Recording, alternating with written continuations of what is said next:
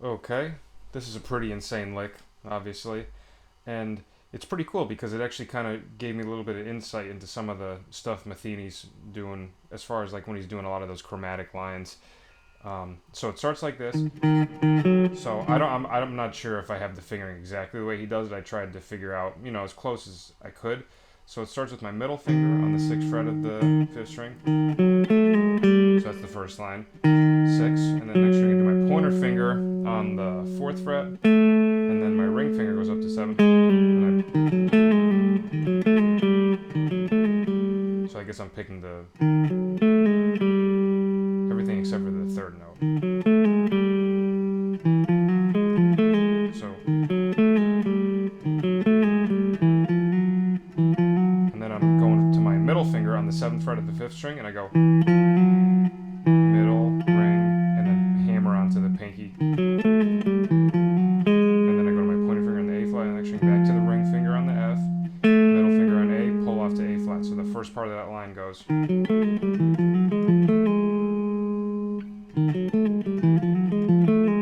then from here he does like these descending major thirds, which I've definitely heard him do this a lot. So he's leaving off in the G sharp, he goes down to his middle finger on the E, then he just goes down chromatics. Now, with the way Metheny articulates, I'm not sure if he's actually picking both of these notes. I think sometimes he kind of goes like, he's kind of just like, he's picking the first note, he's just pushing down on the second note, but I'm not as good at that. I don't think I did do it like that.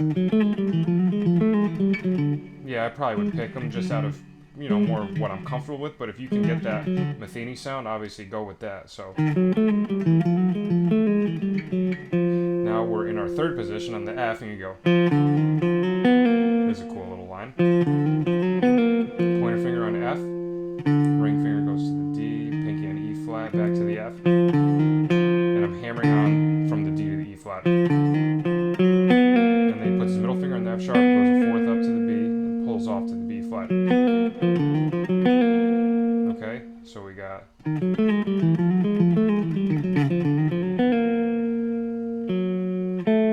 Right, and then the F sharp, and then you go your pointer finger on A. And then you're actually doing the same pattern you did here on A. So A, F sharp, hammer onto the G, back to the A.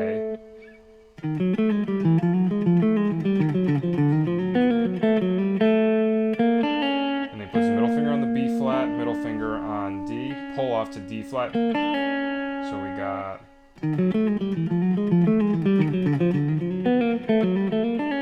Okay, right here we go. We're in our third position. D, C, pull off to B flat, then F sharp on the bottom. Then he moves the same line just up a half step, but he keeps the F sharp on the bottom. So that's E flat, D flat, pull off to B, F sharp. And then fifth position, E, D, pull off to C, and then his ring finger is going to go to the E flat and the G string. So, and then right here, this is really cool. So you're in sixth position, do F, F sharp, hammer onto G, B flat on the first string, then put your ring finger on the A flat and do the same thing backwards. A with your A with your ring finger, G with your middle finger, G flat with your pointer finger pull off, and then the E flat. This is cool.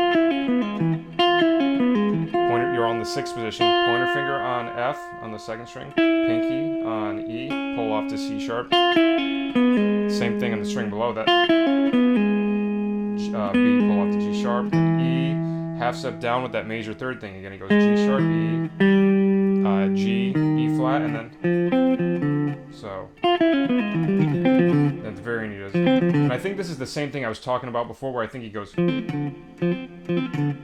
I don't think he picks the second note, but I'm not really that comfortable with that technique, so I'll just pick it for now. But it's F, C, F, D. It sounds like it's like resolving to like some sort of like F sus chord.